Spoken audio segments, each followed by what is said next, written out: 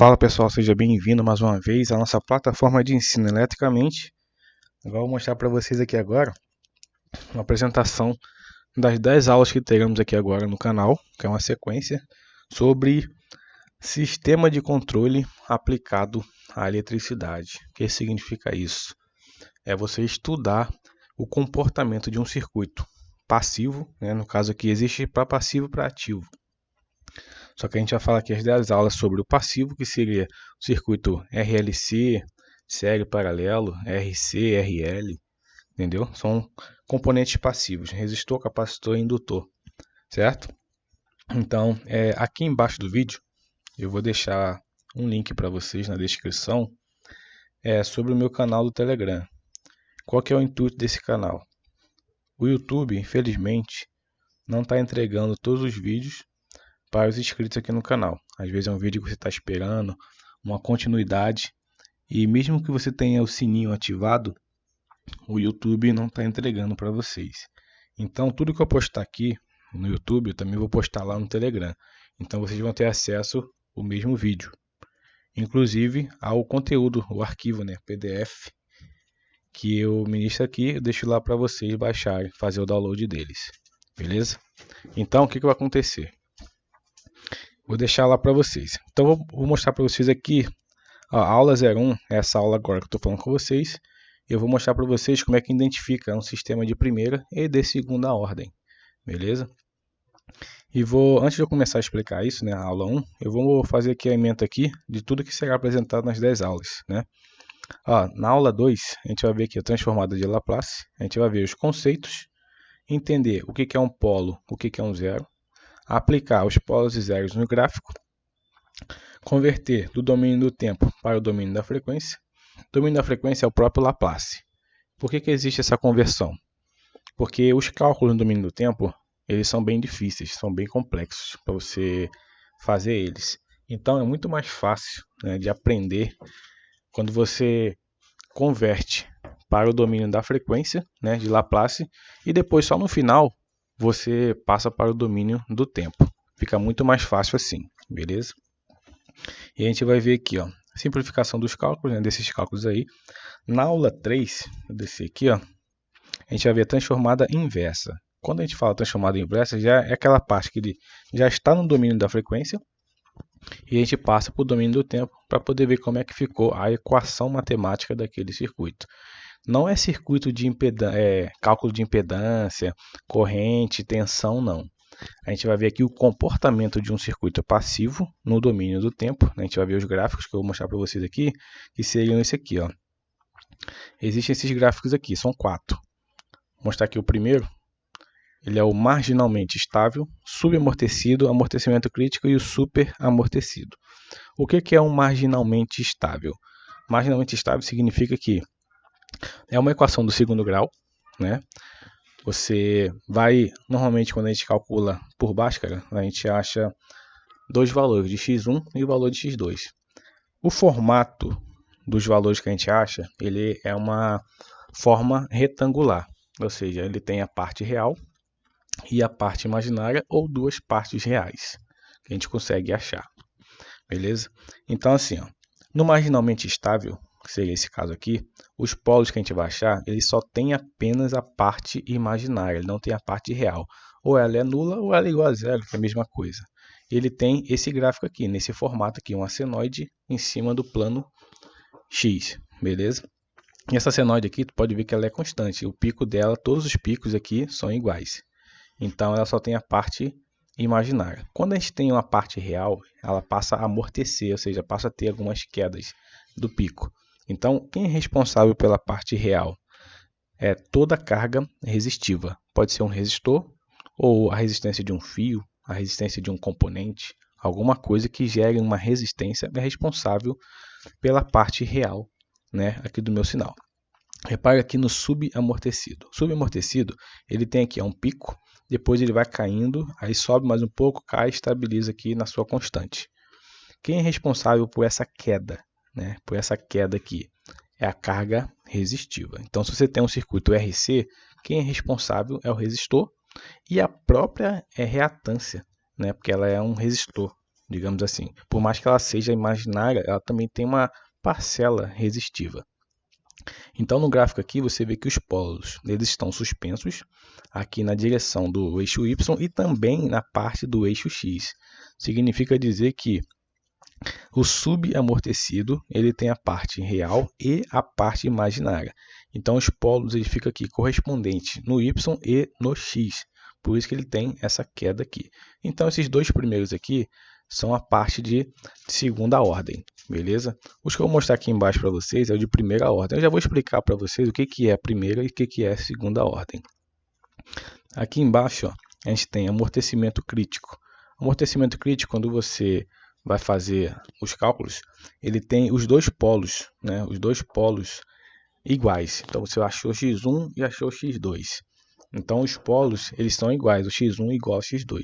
No superamortecido, os polos eles são distintos. Você consegue achar x1 e x2, só que um tem um valor e o outro tem outro valor, não são iguais. Então eles ficam em lugares diferentes aqui. Beleza? E o amortecimento crítico, ele tem os polos no mesmo lugar, os dois polos. Então a diferença aqui de um sinal para o outro é que o amortecimento crítico ele é mais íngreme aqui, ó. Ele sobe um pouco aqui o gráfico e depois estabiliza na sua constante. Já o superamortecido é um pouco mais inclinado e depois ele para na sua constante. Beleza? Então essa aqui é a diferença de gráfico para os dois. Então isso que a gente vai ver aqui na nossa aula. Nessas 10 aqui a gente vai falar sobre esses 4 gráficos, beleza? Então aqui a gente vai agora para a quinta aula aqui, ó, transformada inversa com múltiplas raízes. Ó, equações mais difíceis, segunda ordem, utilização de derivadas. A gente vai ver aqui as aplicações. Mais de uma raiz no plano, que seria até o caso do criticamente amortecido e do superamortecido, que tem duas raízes lá no plano. A gente vai ver aqui na aula 6, ó, transformada inversa para raízes complexas, que é o caso que eu disse lá. Quando a gente tem o superamortecido ou marginalmente estável, começa a aparecer raízes complexas, né? Normalmente, quando você vai fazer Bhaskara, você calcula o delta e aparece um número negativo dentro da raiz. A partir dali, normalmente quando você está no ensino médio, você para os cálculos. Só que quando você vai para a faculdade, aquilo ali continua. E a partir dali se inicia os números imaginários, que seria aqui os números complexos, beleza? Então, raízes conjugadas. Aqui nesse caso a gente vai ter módulo e ângulo, que eu já vou mostrar para vocês também na aula 6, então não é um caso para explicar agora. E os gráficos aqui no domínio do tempo utilizando GeoGebra, que é uma ferramenta que eu vou mostrar para vocês aqui, que é interessantíssima para a gente poder aplicar nossas equações aqui dos circuitos, e ele vai dar o gráfico para a gente. Aula 7, modelagem matemática. Seria a continuação, né? A aplicação de todas as aulas. Aplicação de 1 a 6, mas a gente vai ver tudo aqui, qual que é o modelo matemático de um circuito. Lembrando aqui, eu não estou falando cálculo de impedância, nem de corrente, nem de tensão. É o formato matemático de um circuito, como que ele se comporta no domínio do tempo, beleza? Agora aqui, ó, aula 8, resposta temporal do sistema de primeira ordem. Aqui no caso a gente vai falar de uma análise, né? A gente já falou dele anteriormente. E a gente vai fazer uma análise aqui, ó, análise por etapa e de cada parte do sistema de primeira ordem. Que a gente achar quanto tempo ele demora para poder chegar à estabilidade, né, no pico, quanto tempo ele demora para subir, o tamanho dele, todos esses cálculos assim bem simples.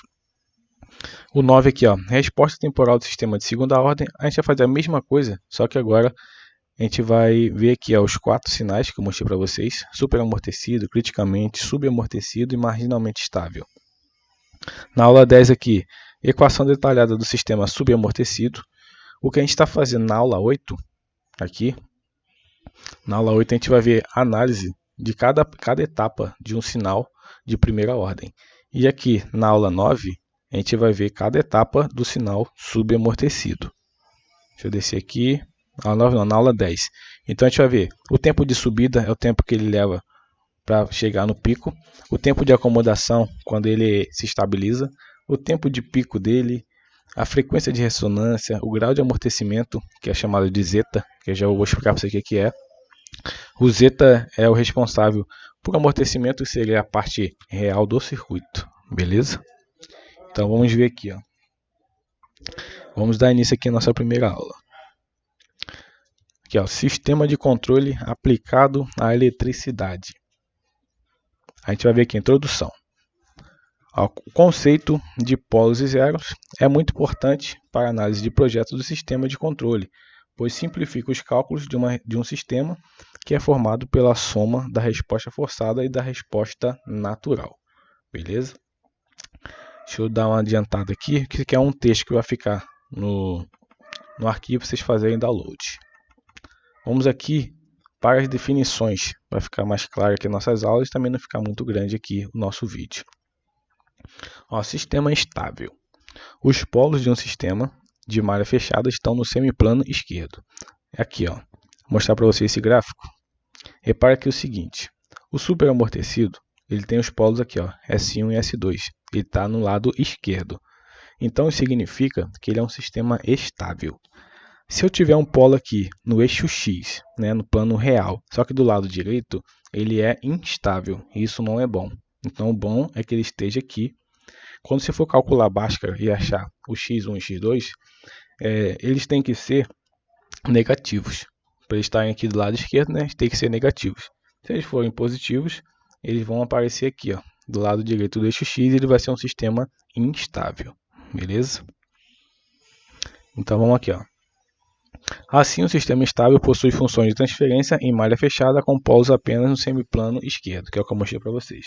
Sistema instável possui funções de transferência em malha fechada com pelo menos um polo no semiplano direito. Ou seja, tu calculou x1, x2, se aparecer um no lado direito, ele é um sistema instável, beleza?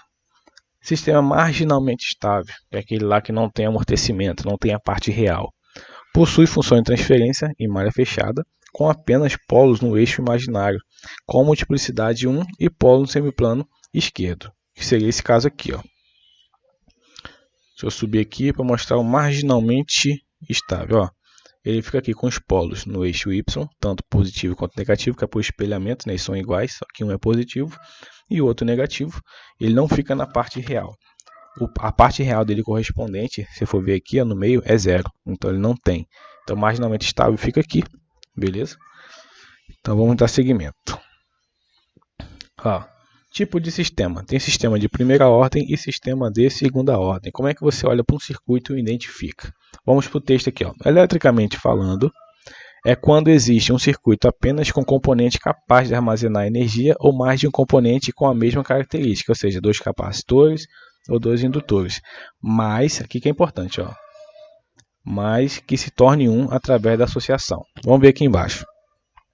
Nesse primeiro circuito aqui, eu tenho um resistor e um capacitor. O único que armazena energia é o capacitor. Então, ele é um sistema de primeira ordem. O resistor não armazena energia. Beleza? Aqui, no segundo circuito, eu tenho dois capacitores. Então, pela lógica, eu teria dois componentes que armazenam energia. Então, seria um sistema de segunda ordem. Só que aqui tem um detalhe. Tem que se fazer a seguinte pergunta: é possível fazer a associação série ou paralelo? Aqui está em série. Se está em série, é possível fazer associação. Então ele vai se tornar um componente, que é o que eu escrevi aqui no texto, mas se tornarem através de associação. Ou seja, aqui é a primeira ordem porque se torna um componente. Assim como no terceiro circuito, eu tenho aqui dois capacitores em paralelo. É possível fazer a associação. Então aqui é um sistema de primeira ordem, por mais que eu tenha dois componentes que armazenam energia. Beleza? Vamos aqui agora para a segunda ordem. Ó, eletricamente falando, é quando existe mais de um componente capaz de armazenar energia ou mais de um componente de mesma característica, mas que não existe a possibilidade de se tornarem um através da associação. Exemplo. No primeiro circuito aqui, eu tenho um resistor, um indutor e um capacitor. Circuito RLC, beleza? Aqui eu tenho o indutor, que armazena a energia em forma de campo magnético, e o capacitor, que armazena a energia em forma de tensão. Então, eu tenho dois componentes distintos que armazenam energia. Então, se eu tenho dois componentes, então é segunda ordem. No segundo circuito aqui, eu tenho apenas o indutor. Eu não tenho mais o capacitor. Só que veja o seguinte. Existe a possibilidade aqui nesse circuito de eu somar os indutores ou de eu fazer o paralelo deles? Não tem como. Então, se não tem como, mesmo que seja dois componentes iguais, eles são de segunda ordem. Beleza? Porque não tem como fazer associação. Então, aqui é um sistema de... fechar isso aqui também. Então, é um sistema de segunda ordem, porque não é possível associação.